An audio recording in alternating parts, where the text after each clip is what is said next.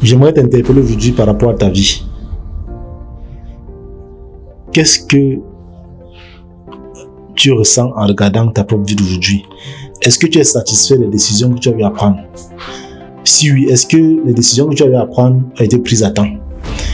Justement, pourquoi? Parce que dans la majorité des cas, nos vies sont parfois, au cours de notre vie, on est confronté à beaucoup de situations où certaines décisions viennent un peu tard, ce qui nous pousse un peu à regretter, ce qui nous pousse à se dire pourquoi n'avons pas nous décidé ou encore pourquoi on n'a pas eu à prendre cela depuis le début.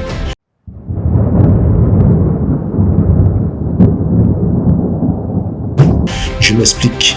À un moment donné de votre vie, vous verrez que vous êtes de temps en temps peut-être provoqué par quelqu'un essaie de vous pousser à bout par rapport à cette situation. Lorsque vous ne réalisez pas, vous voyez qu'il va pousser le bouchon un peu plus loin. Au fur et à mesure que le temps passe, vous verrez que vous serez considéré comme le moins que rien. Or, il est plus important parfois de dire stop lorsque certaines situations viennent de commencer.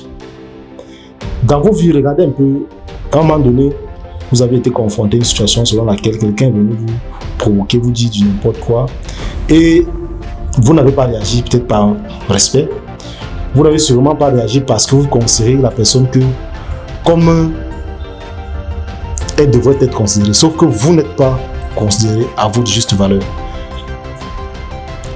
Parfois aussi, on se dit bon, comme c'est un membre de la famille, comme c'est un ami bien aimé, comme c'est une connaissance depuis des années, il ne faudrait pas qu'on soit en conflit.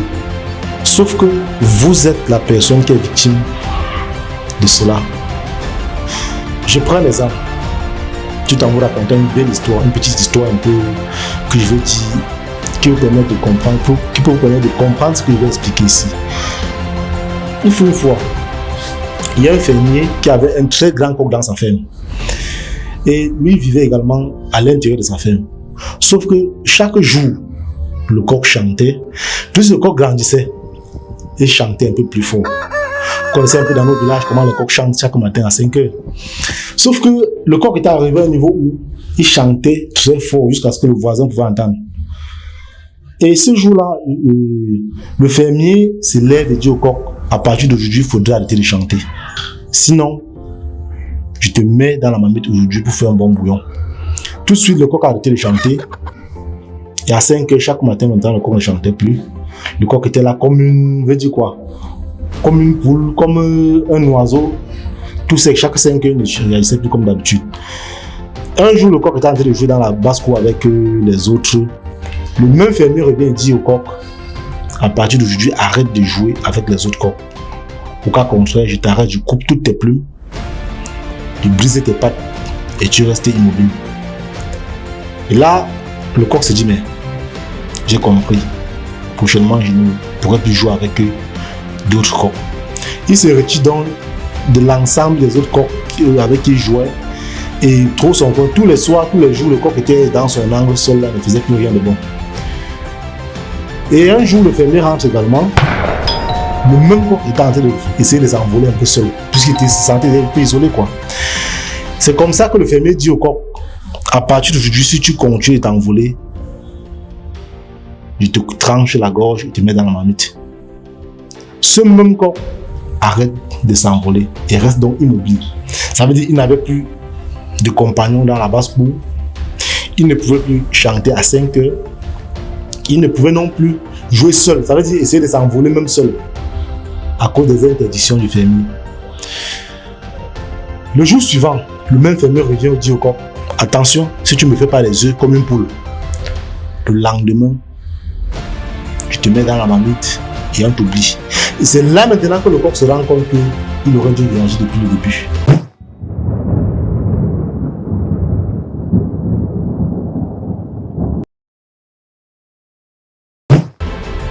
Vous voyez, ça veut dire que le fermier a poussé le coq jusqu'au bout. Jusqu'à ce que le coq n'arrive plus à respecter les consignes du fermier. Et regarde un peu ta vie, ça peut être la même chose. Ça signifie que tu as eu à accepter certaines décisions de certaines personnes autour de toi.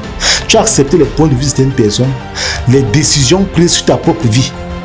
Or, tu aurais dû dire non depuis le début. Là, le coq n'arrive pas à faire des œufs. Qu'est-ce qu'il peut faire? Il ne peut que s'envoler et s'en aller, tout simplement.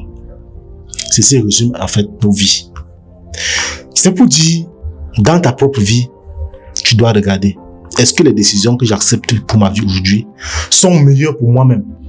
Est-ce que ce que j'accepte